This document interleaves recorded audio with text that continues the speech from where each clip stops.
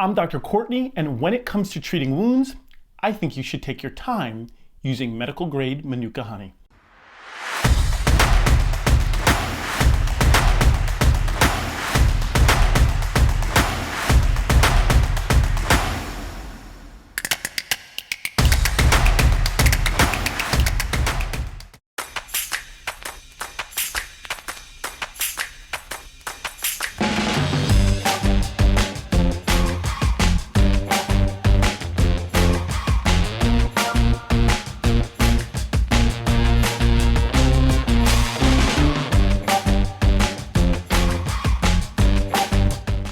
This show is sponsored by Cruz Manuka Honey, your first choice for moist wound care. Visit cruz.com for more information.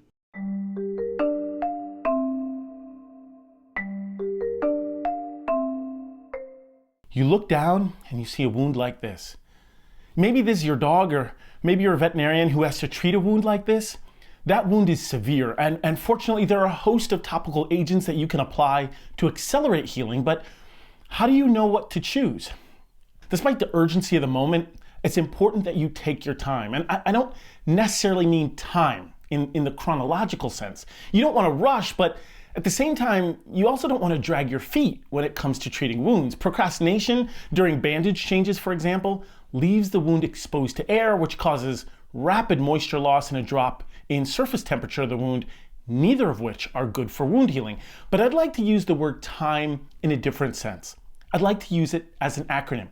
TIME, or T-I-M-E, in this conversation, we'll use it as a guide for our conversation and our discussion on wound management, and we'll simultaneously celebrate the benefits of medical grade Manuka honey and its use in wound healing. By the end of this conversation, we'll have a better understanding of how medical grade honey can be helpful when you're treating wounds. And you'll also be able to take your time using honey. Listen, the TIME, or time principle, was originally developed for humans. This is an acronym that we can use as a guide for wound management. By using this acronym in a consistent manner, you'll get in the habit of considering specific aspects of the wound while it's healing.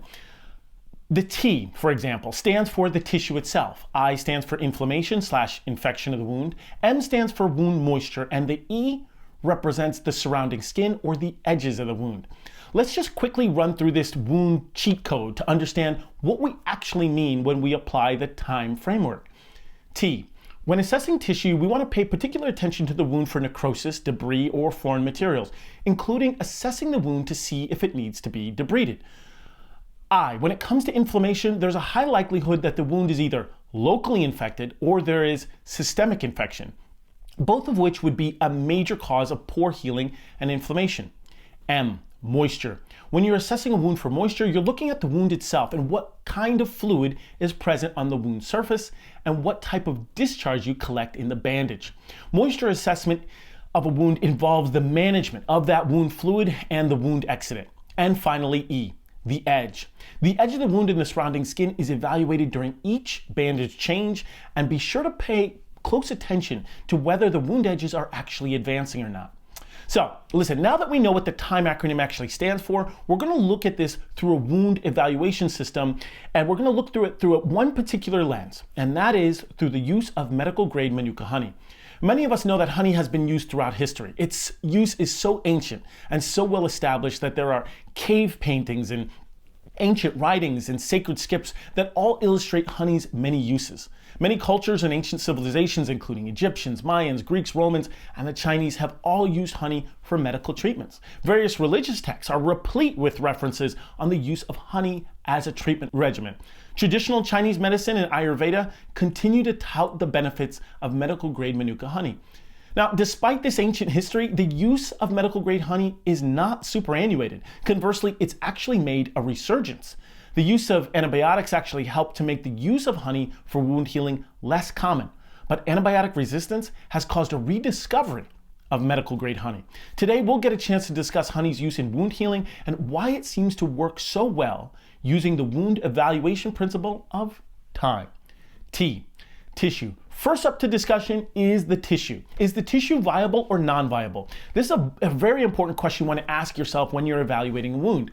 If you do find that the wound is non-viable or there are non-viable components in the wound, then the next step is to determine how you want to debride the wound. Debridement of a tissue bed is an important factor in wound management, particularly for contaminated wounds. There are a variety of methods for debriding wounds, including enzymatic debridement, autolytic debridement, sharp, surgical, and mechanical debridement. Or perhaps you'll use a mixture of all of them.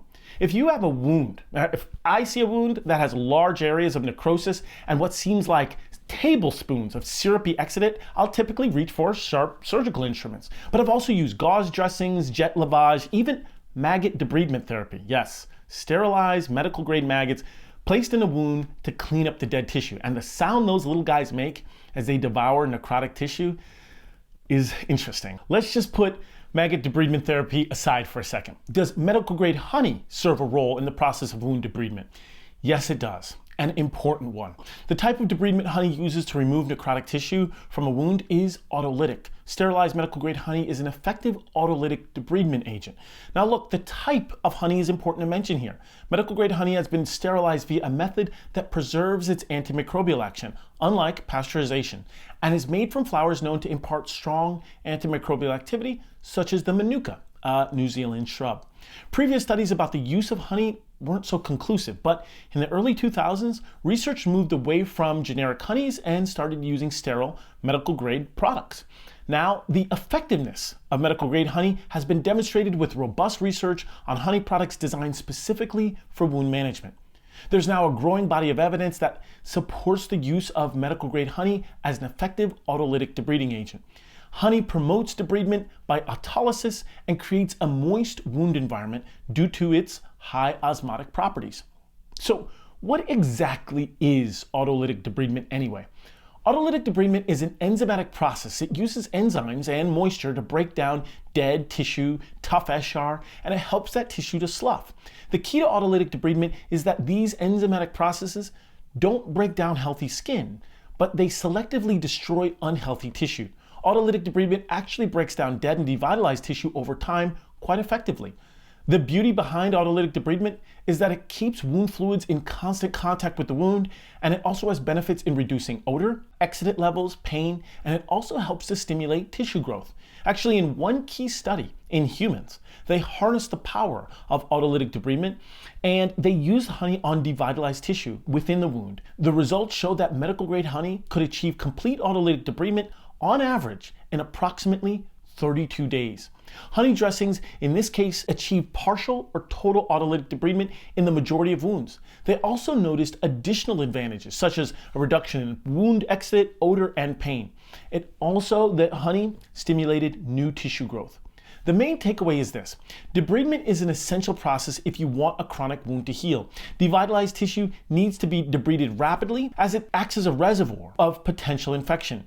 Debridement also is necessary to ascertain just how deep a wound goes, which will ultimately influence how you manage the wound. I personally believe that if a wound truly needs surgical debridement, there are very few topical agents that can replace that. So my personal strategy is to remove as much dead, necrotic, or devitalized tissue as possible to set the stage for healthy wound cleaning. I use dressings that promote autolytic debridement like sterilized medical grade honey in conjunction with surgical debridement. It's an excellent way to maximize that symbiotic relationship. Inflammation or infection. Listen, we are in a constant battle, a war essentially against bad bacteria. And there is no site that bacteria love more than a warm, moist environment which is not protected by a sturdy skin layer like a wound. That's essentially what a wound is, a warm, moist environment. And listen, this is just my opinion, but I feel that infection is by far the most important factor in delaying wound healing. And when infection is deeply established, it's the most difficult factor to control. The best technique is to tackle severe infections head on. After debridement of all necrotic or devitalized tissue, you now have to address the infection. And to do that, you may want to find out what's growing in your wound bed. So this is where you swab the surface of the wound to find out where bacteria are present, right? Well, not so fast. Swabs of wounds are not going to be enough for most wounds because of local contaminants. Like an iceberg, there's a whole lot more going on underneath the surface. You have to go deep. I would perform a punch biopsy. Prep the wound surface just as you would for surgery and do a punch biopsy of deep tissue and then send that to the lab for your culture and sensitivity. Then select your antimicrobials based on those results. This is where topical agents like honey become so critical, because local or walled-off infections can be rife with resistant bacteria, and because of this, they're best treated by topical antimicrobials to prevent systemic side effects or selection of bacteria that are even more resistant. In short, because you can see the skin, then there are likely some tough bugs there. So take advantage of topical agents. Remember, the I in time not only stands for infection, but it also stands for inflammation. So be sure to look for all the cardinal signs of inflammation. You can't abandon your veterinary medical instincts, because we all know they took a lot of hard work and sweat and tears, so they're very precious. So when you're changing a bandage, look for swelling, inflammation, tissue warmth, redness, all of those signs. You can also evaluate your patient's hemogram for changes that would support the possibility of an infection like a neutrophilia or leukocytosis. Or perhaps you see other indicators of systemic illness. If so, you'll probably reach for systemic antibiotics. And if the wound is open, you can use topical antibiotics. Systemic antibiotics can also be a great choice. Let's say you're not winning with just topical antibiotics. So that little mini rant I just went on about deep tissue samples is mainly for obviously and egregiously chronically infected wounds. But what about for acute wounds? Acute wounds likely have a myriad of different bacteria on the surface, and these surface bacteria are considered contaminants, in my opinion. Culturing at this stage is likely going to be of low yield. Devote your time to transforming these wounds into clean wounds that will have the best potential to heal. You may have to assertively lavage the wound multiple times or debride contaminated tissue. Then perhaps you'll make the best decision about whether you want to close the wound by third intention, or whether you want to manage the wound using drains, or possibly manage it as an open wound. The key is to use cultures for wounds with established infections where you need to know specific pathogens, and where more focused antibiotic therapy is needed to simply assist in wound management. The main treatment, it's still going to be your wound debridement, lavage, and drainage. Now, where does honey fit into this picture? Honey is a great choice, particularly for contaminated and infected wounds. Honey is like a mercenary when it comes to bacteria. I mean, seek and destroy. It has tremendous antibacterial activity, not just on a few bacteria, but medical grade honey is effective against a broad swath of bacteria. The antimicrobial activity in most honeys is due to enzymatic production of hydrogen peroxide. The low pH level of honey and its high sugar content, also known as high osmolarity, create a hostile environment for the growth of microbes. It inhibits their growth and causes osmotic desiccation of bacteria. However, even when the enzymatic production is blocked or blunted, sterilized medical grade honey displays significant antibacterial effects. The bottom line is, medical grade honey is a potent antibactericidal agent. It gets in the wound and goes on a bacterial killing spree, particularly against antibiotic resistant bacteria. But there's a large variation in the antimicrobial activity of some natural honeys, which is due to a variation in the sources of nectar. That's why it's so important to use medical grade sterilized Manuka honey, as its antibacterial action comes from methylglyoxal and not from hydrogen peroxide, which can be inactivated in wound fluids. The low pH of honey promotes healing, improves edema, decreases inflammation, and allows for autolytic debridement, and may prevent biofilm formation. One reason I love honey products is because they come in a variety of forms. Medical grade Manuka honey can be found as a gel substance, a paste, impregnated into other dressings such as calcium alginate and hydrocolloids. Using these products in a moisture retentive dressing maintains a very moist wound environment, which encourages wound healing. So, we're talking about moisture. Let's get to M for moisture. To achieve the best moisture balance in a wound, you should use a wet to dry bandage. Wait. How many times do we still hear that in veterinary hospitals?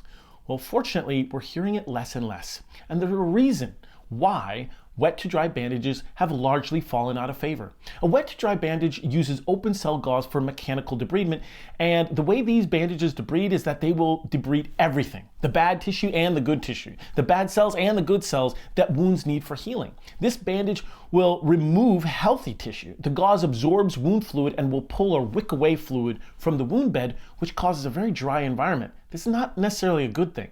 Pulling away all of that fluid limits the contact that wound fluid has with the wound, and wound fluid contains many important healing factors, including growth factors, proteases for cleaning the wound, and cytokines to attract other cells.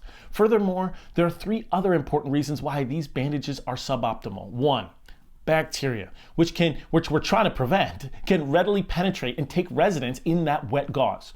2, As you're removing these bandages, the bacteria can be dispersed into the air. Number 3, people report that removing these wet to dry bandages are really painful. So, if wet to dry bandages are inferior, what should we use? Moist wound healing is an ideal approach to wound management. Moist wound healing is achieved by applying a primary dressing to the wound that prevents the wound from drying out, otherwise known as wound desiccation. Wound exudate and wound fluid contains factors, like we mentioned, growth factors that promote healing. And maintaining those growth factors in contact with the wound exudate will accelerate wound healing. But balance is key. Too much wound fluid and it will cause maceration or softening and wearing away of the wound base and the wound margin. This balance is where medical grade honey can be helpful. Combined with a specific wound dressing, it can help to achieve the balance at the wound bed that we're all looking for. So assess the wound for the presence and magnitude of wound fluid. The absorptive capacity of your wound dressing, it will vary, and your selection will be guided by the rate of wound exudate production. Based on what you're seeing, you will know what bandage dressing to apply. Here's a quick shorthand guide to know what bandage dressing to choose. Dry to minimally exudative wounds can benefit from water-based hydrogel dressings. Hydrogels add back moisture to the wound because they are 90 to 95% water. The gel can be applied to the wound and covered by a semi-occlusive dressing. The gel may already be impregnated into a semi-occlusive dressing as well. While the gel is adding moisture back to the wound surface, its hydrophilic action holds moisture at the wound surface in a thin film. Sheets are then cut within the borders of the wound, and my suggestion would be to use the dressing to make an imprint of the wound, which will give you an outline for the wound for appropriate sizing. The dressing should be in contact with the wound bed, so the depth and the contours of the wound should be also taken into account. What I do is protect this area from any further damage, create a nice moist wound environment. So I'm just going to go ahead and use a little bit of gel in this location here. There we go. There you go. Excellent. But I don't want to overhydrate. I don't want to overhydrate any of the other tissue like that, so I'll just use that gel. And I like the gel because it can certainly be used for uneven surfaces. And so here what I like to do is use a little bit of, just a little bit of an impregnated gauze sponge here. There we go. Very sticky stuff. That's what I like about it. It doesn't move once you place it. And I place it right over the wound, just like that. And at this stage, what I like to do is just trim the edges so that they don't overhang onto the skin. Gels or powder are particularly good for deep or highly contoured wounds, especially since overhydration of the wound, also known as maceration, can damage the epithelial barrier of the skin. Now, mild to moderately wet wounds. These wounds are moist, but they're not dripping. These wounds can benefit from an application of a hydrocolloid sheet or polyurethane foam dressing or maltodextrin polymer flakes. These dressings are dry on contact, but they are extremely effective in hydrophilic agents. They're very good at absorbing moisture. They form a gelatinous layer at the wound surface, and when you use one of these dressings that's already impregnated with honey, you get all the antibacterial properties of honey and the absorptive capacity of the dressing. Now, how about for these syrupy, heavily exudative wounds? These wounds can benefit from colloidal dressings that contain calcium alginate. Alginate is a potent hydrophilic agent derived from seaweed, and it absorbs up to 20 times its own weight in fluid. Its osmotic potential draws fluid through the wound to the surface, helping to liquefy non-viable tissue. The low pH will maintain an acidic environment, which will help a wound stay on track towards healing. What I love about medical grade honey as a bandage dressing is the variability. The dressing can be used before, during, and after, let's say, negative pressure wound therapy. And because it's non-toxic, natural, and safe, there's no concern about overdose of these products. The dressing is applied in sheets or squares, and you cut it to size and you hold it in place using a semi-occlusive dressing. Okay, so we have now made it to E, which stands for the edges of the wound. When it comes to wounds, if you pay attention to the details, the wound will take care of itself. And one of the important details to evaluate are the edges of the wound. Evaluating wound edges is a critical step in wound management. To better understand this important step, let's just take a second to understand exactly how wounds heal. Wounds actually fill in from the bottom. The wound bed fills from the bottom with granulation tissue, which is that deep, beefy red tissue that replaces dead tissue in healing wounds. Granulation tissue consists of fibroblasts, ground substance, and it contains new vessels that migrate into the wound. Fibroblasts proliferate and they become numerous. Then they begin to migrate into the wound and they produce new collagens and other matrix proteins. They also play a role in cytokine regulation, calling those cells over. While all of this is occurring, wound edges contract and pull together with movement of epithelial tissue towards the center of the wound, which is wound contraction. One of my favorite cells, or at least my favorite fibroblast, is the myofibroblast. Their chief function in wound healing is contraction of the wound. The epithelial cells either migrate along the skin edge or they spread from skin cells still remaining in the wound in little islands. They begin to migrate across the wound in a sort of a leapfrog or a train fashion. This whole process of horizontal movement stops when the cells actually meet. This is otherwise known as contact inhibition. So while you're watching this entire symphony of healing occurring in real time, one important question to ask when evaluating the wound edges is, are the wound edges advancing or are they a little bit undermined? If you see the skin edges advancing, you're likely winning with wound healing. If you're not, there's likely to be a problem. You can tell when there's healthy wound edges because they're either attached, they're open, or they're migrating, or they're contracting, or all the above. When wounds aren't treated correctly, it can lead to poor healing and formation of an epibowl. They may be undermined too, or the rolled edges will arise. And this is bad because epidermal cells will migrate down the sides of the wound instead of across. This means that cells from one side of the wound will come in contact with skin cells on the same side of the wound. The migration process, that stops because the cells are now touching each other via contact inhibition. And this phenomenon will stop cell migration. Essentially, the body thinks the wound is healed, and therefore epithelial migration stops right in its tracks. So how do we avoid these complications and help the wound edges advance? Well, be sure to fill in the dead space with wound fillers, packing strips, or any other appropriate product of choice. Packing promotes healing from the bottom up and avoids abscess formation in the depths of the wounds. Fill the depth of the wound to the surface. Don't pack tightly. This will cause pressure and impair circulation. Wound fillers, hydrogel impregnated gauze, alginates, or fluffed plain woven moistened gauze can be lightly placed in the wound. Protect the skin from excessive moisture by adjusting your bandage dressing to the size and contours of the wound. The wound edges will then migrate and contract without complications. So how does honey actually help in this entire symphony? Well, let's face it, wound edges are going to be slow to contract in the face of infection.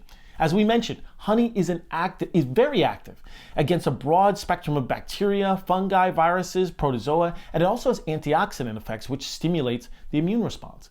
The sugar content creates this osmotic force which pulls lymphatic fluid through the wound, reduces edema, and keeps and maintains a very moist wound environment. Wounds treated with honey show faster angiogenesis, granulation tissue formation, and epithelialization. Granulation tissue is the foundation through which the edges advance, and it improves cell migration, and there's a marked increase in the regenerative capacity of skin cells. Honey promotes re-epithelialization because it basically stimulates migration of the epithelial cells across the wound. The process by which this occurs is called epithelial mesenchymal transition, or EMT, but that's not important to know. What's important to know is that when honey is applied, this whole epithelial mesenchymal transition was stimulated. EMT went faster.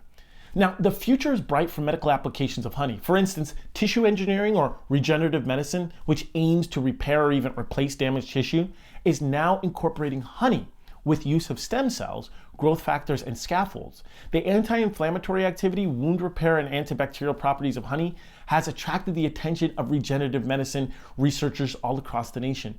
And one of my personal favorite features regarding medical grade Manuka honey is that it gets along well with others, meaning you can use it in combination or as an adjunct in other wound dressings, including PRP, nanoparticle silver impregnated wound dressings, or a microcurrent dressing like I can use in the hospital. Here's what I really love about using honey dressing. Almost all surface granulation tissue wounds have some component of bacterial formation, or what I call a bacterial film on the surface.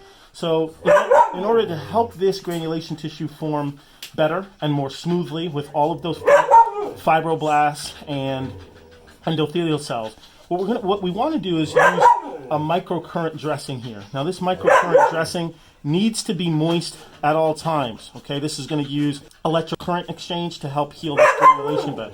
So what I'm going to do is, to keep it moist, to help this wound heal, I'm going to combine it with a little bit of Hydrogel here.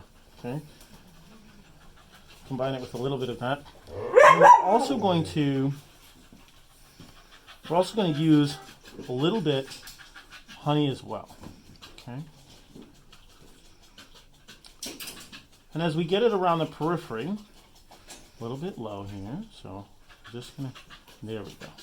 And so what this is going to do is it's going to help keep this very moist. Going to help keep the incision moist, but we've combined the lubrication with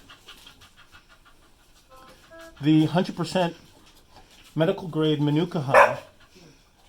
A nice combination. Now this will keep the wound moist, and it will definitely help with our microcurrent dressing. We'll place that over the top, like that, and then a Telfa will go over that as our primary layer. We'll go ahead and place our secondary layer, and then our tertiary protective layer. Sterilized medical grade Manuka honey has the ability to augment the healing of virtually any wound. Well, there you go. That's it. We've got to have a great conversation about honey and its use in wound healing. As you can see, honey serves as another natural instrument in the orchestra of wound healing. And as the saying goes, time heals all wounds.